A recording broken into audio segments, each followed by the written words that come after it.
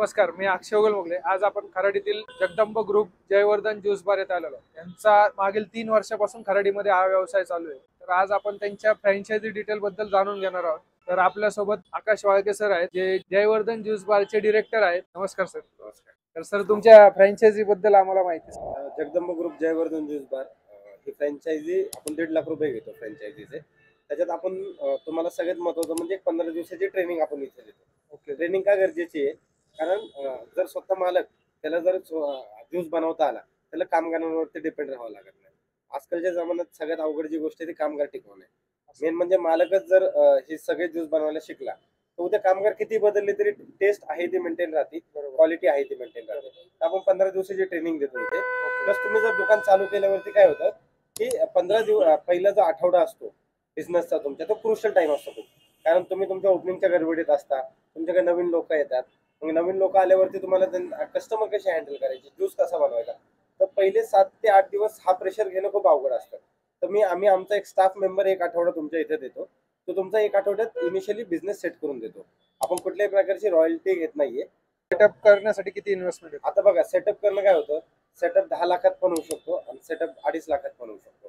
आता आमचे काहीचे फ्रँचायझी आहे, त्यांनी टोटल फ्रँचायझी कॉस्ट पकडून 3 लाख रुपयात त्यांचा सेटअप केलेला आहे। आणि काही आमचे फ्रँचायझी आउटलेट असे पण आहेत की त्यांनी 7 लाख रुपये खर्च केलाय। ते शॉप वगैरे असतं। शॉपवरती आता इंटेरियर वरती कसं असतं, पावडर किती लावा माणसाला कमीच असते। तर ते आपल्यावरती आहे की आपण किती खर्च करायचा। काही जणांना पीओपीची आवश्यकता नाही, त्यांना पीओपी नाही केली तरी पण चालते। प्रोडक्ट मध्ये स्पेशालिटी काय आहे? आपला एक मिक्स क्रीम खूप स्पेशल आहे। त्याच्यात 4 लेअर येतात। त्याच्यात मँगो, चिकू, सीताफळ आणि जांभूळ असे 4 थिक लेअर येतात। आता मागच्या आठवड्यातच आपण कंपनीला एक 600 ग्लासची ज्यूसची ऑर्डर दिलेली आहे। तर मिक्स आपला बेस्ट सेलिंग आहे।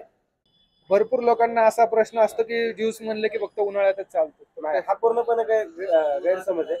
आज तुम्ही मोठे मोठे ब्रँड बघा, सुजाता मस्तानी, आईस्क्रीम ब्रँड बघा मोठे मोठे, हे 12 महिने चालतात। असं असतं तर एवढे वर्ष धंदा कशाला केला असता, कधीच बंद पडले असते। फक्त ही आपली मानसिकता आहे की लोक उन्हाळ्यात पेत नाही। आजकाल जमाना खूप मॉडर्न झालेला आहे। लोकांचं उलट झालंय। लोक उन्हाळ्यात गेले की गरम मागतात आणि थंडी झाले की थंड मागतात। तर ते म्हणून तुम्हाला सांगतो की हा पूर्णपणे ट्रेंड वेगळा आहे। हा, थंडीत थोडासा फरक पडतो 20-30%, कारण दिवाळी पिरियड असतो। दिवाळीत जेवढे उद्योजक आहेत त्या सगळ्यांना थोडासा फरक पडतो। आणि जर मी फ्रँचायझी घेतली, याच्यामध्ये म्हणजे बाकीचे कॉम्पिटिशन पण असणार, तर त्यांच्यापेक्षा रेट मध्ये काय चेंजेस आहेत का? आता पुण्यासारख्या ठिकाणी मी ज्यावेळेस व्यवसाय करतोय, तर मला आज भाडं खूप आहे। आज माझे 8 मॅन पॉवर आहे। तर त्यांचा पगार जर पकडला आपण सगळं, 1.5 लाख रुपये महिन्याचा एक्सपेन्स होतो। तर मी ते कुठनं घेणार? ते मी माझ्या रेट मधनच घेणार। आता ग्रामीण भागात जर आपण गेलो, तिकडे भाडं एक तर कमी, 10-15 हजार रुपये। मॅन पॉवर जे फ्रँचायझी घेते ते स्वतः काम करतात। तर मग त्यावेळेस काय होतं की त्यांची जी एक्स्ट्रा जी मंथली एक्सपेन्स आहे ते कट आउट होतो। तर हा ज्यूस 140चा माझा त्यांनी जर 70-80 रुपयाला जर विकला तरी त्यांना परवडणार आहे। कारण तुमची क्वालिटी पण चांगली, त्यामुळे ते रेटचं कस्टमरला काय वाटत मी आधीपासून सांगतो की फ्रँचायझी देताना की माझ्या शहरात समजा 10,000 लोक आहेत, आपल्याला पूर्ण 10,000 लोक ज्यूस प्यायला यावं अशी अपेक्षा धरायची नाही। 1000च लोक आपल्याला फिक्स कस्टमर करायचे। लॉंग टाइम 30 लोक तुमचा कस्टमर, तेच तुमचा बिझनेस रन करतात। तर ही कन्सेप्ट, आणि आपल्या याच्यात मार्जिन पण फार चांगलं आहे, 50% मार्जिन आहे। 3000 झालं तर तुम्हाला कसे, मी तुम्हाला सांगतो 1.5 तर तुम्ही 1213 धरा, तुम्हाला 1000 रुपये सहज सुटतात। काय ग्रामीण भागात आज बघा तुम्ही, समजा एखादा IT मध्ये कामाला, एखादा MIDC कामाला जात असेल, तर त्याला आज पगार किती मिळणार आहे? 10-12 हजार। आणि आपण ते किती करून लोकांच्या हाताखाली कामाला आहे ना। आज तुम्ही 3 लाख रुपये जर ह्या बिझनेस मध्ये लावले, 3 लाख रुपये ही अशी अमाऊंट आहे की ती रिकव्हर लवकर होऊ शकते। आज बरेचशा ठिकाणी बघा, 10 लाख रुपयाची फ्रँचायझी घ्यायची, 10 रुपयांनी पैसे गोळा करायचे, त्याच्यापेक्षा हे फार चांगले। बरोबर आहे तुमचं।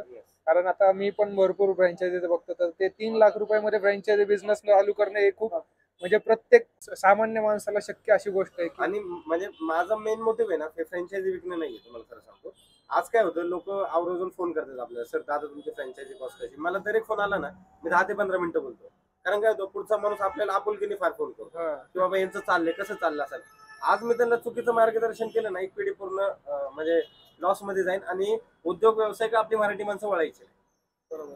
तर हे कारण आहे की म्हणजे उद्योग सगळ्यांनी करा, व्यवसाय करा, भले वडापावची गाडी टाका, मी सांगतो, पण व्यवसाय केला पाहिजे। धन्यवाद सर।